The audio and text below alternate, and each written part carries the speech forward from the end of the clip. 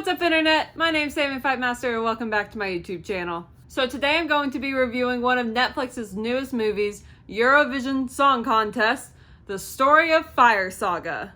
That is a mouthful of a title. So this is Will Ferrell's newest movie and it is about aspiring musicians Lars and Sigrid who finally get the chance to represent their home country, Iceland, at the world's biggest singing competition, Eurovision, which, if you didn't know, is a real thing. So Lars, who's played by Will Ferrell, and Sigrid, who is played by Rachel McAdams, have been dreaming of performing at Eurovision since they were like little children. And let's just say they are now decades out of the child age range. This has been like their sole goal, at least it has been for Lars, and now they finally get a chance to represent Iceland at Eurovision, even though everybody in their hometown and in Iceland kind of thinks that they are a joke.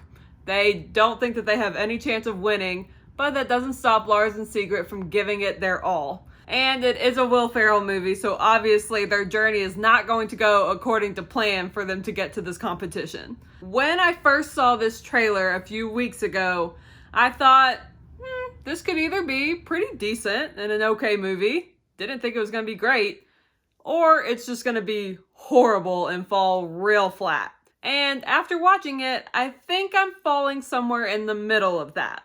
Like, it was an okay movie. It was decent. It was very entertaining, very colorful to watch. The songs were pretty catchy, but it's not like the best thing I've ever seen, but it's not horrible. So the main plot of this movie is about the Eurovision contest, and that plot in itself is very entertaining. Like, the songs are pretty catchy, and seeing Lars and Sigrid's interactions with other contestants is pretty funny to watch. But they also touch on other subjects outside of the contest throughout this movie. Like, a big subplot that they focus on is the relationship between Lars and Sigrid. Like, they've known each other since they were kids, and Sigrid and Lars, they're very different people. Lars has been solely focused on getting to Eurovision, and that's all he wants to do. But Sigrid is okay with being just in their hometown and being kind of average, having a normal life. And so watching their relationship develop throughout the movie, and it gets tested a lot, and just seeing how it changes them by the end of the movie, it's fun to watch, and I really like that storyline. And another big thing that they would focus on was the relationship between Lars and his father, who is played by Pierce Brosnan. And it's a very interesting interaction because, like I've said, Lars is very focused on getting to Eurovision and being like a pop star. And his dad is like a manly man. He's a fisherman. They're from Iceland. He talks about Vikings a lot. He doesn't necessarily condone of Lars's dream, even though Lars really looks up to his dad and is just trying to make him proud. So that's another thing that they focus on throughout the movie.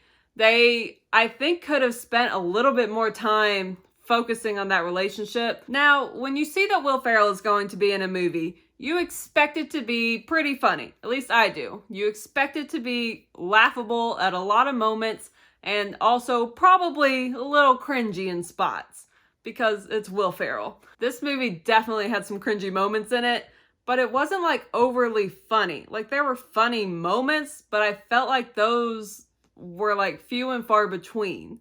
Like, it was an entertaining movie and I liked it and I enjoyed seeing it, but it wasn't as funny as I was expecting it to be. This movie is a spoof on what actual Eurovision is, so they definitely were playing heavily into that, but it wasn't like funny. It was like, oh, okay, kind of entertaining. There weren't a whole lot of like laughable moments. You'd think, I smiled a lot during the movie, I'll say that, but I never got into like a full laugh, really.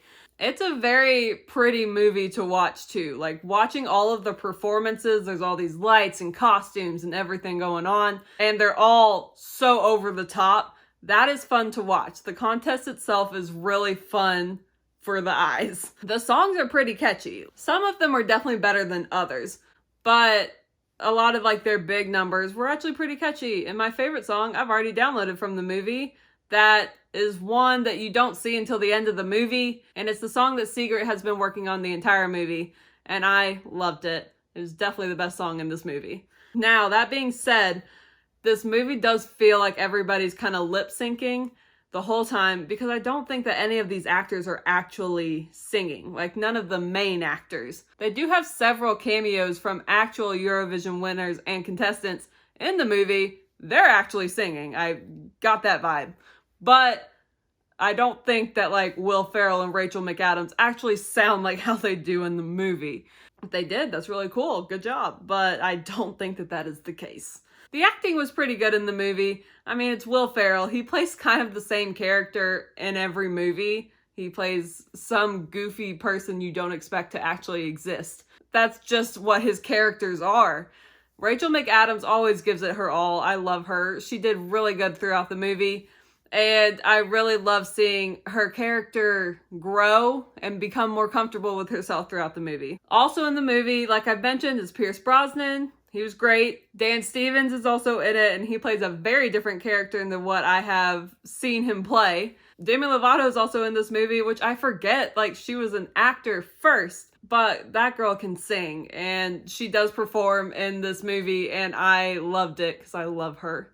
I'm going to give this movie 3 stars because, like I said, it was entertaining to watch. It wasn't entirely, like, as humorous as I thought it was going to be, but the acting was good in it.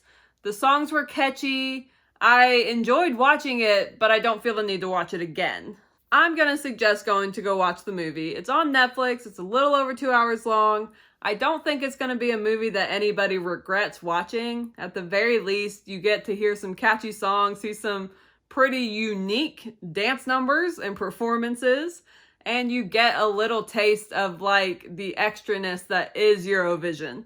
I've said it earlier, it is a spoof off of Eurovision. This is not exactly what it's like. Yeah, since this is the first thing that I have reviewed since Hamilton, it's definitely not Hamilton. But it's okay. It's decent. It's not horrible. So check it out if you want to, don't want to, whatever. Do what you want. If you've seen Eurovision Song Contest, let me know what your thoughts are down below. If you like this video, make sure to give it a thumbs up.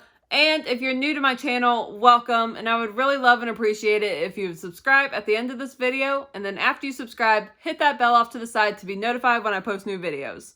Well, that is all that I've got for you today. So I guess I'll see you next time. Bye.